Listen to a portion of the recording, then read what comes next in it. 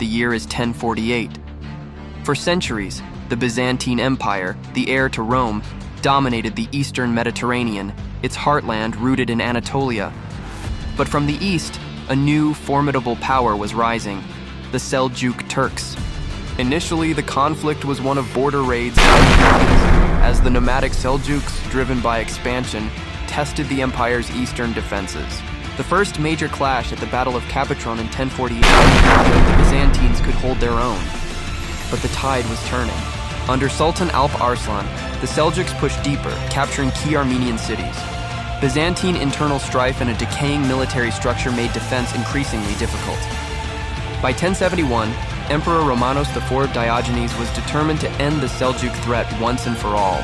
He mustered a massive army, including numerous mercenaries, and marched east. The resulting Battle of Manzikert in 1071 would be the single most devastating defeat in Byzantine history. Caught by Alp Arslan's highly mobile cavalry and betrayed by internal politics, the Byzantine army was shattered.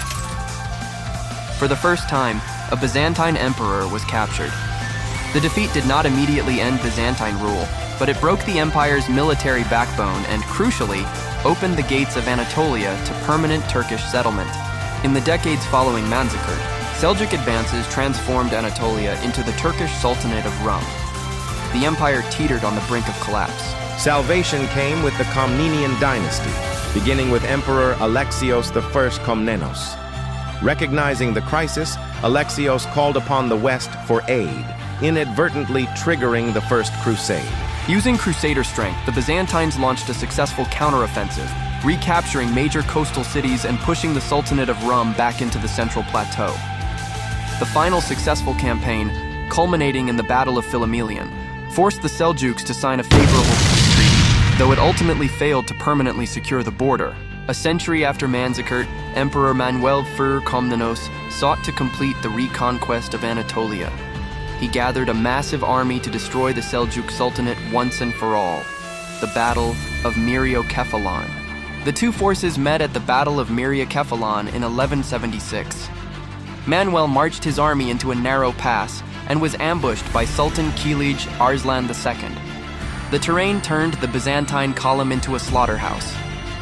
Though not a total destruction, Myriokephalon was a strategic disaster. It demonstrated that the Byzantines could no longer expel the Seljuks from central Anatolia. The age of reconquest was over. The ensuing treaty solidified a military and territorial stalemate. The Seljuks kept their gains, and while the Byzantines survived, the loss of prestige and resources was fatal.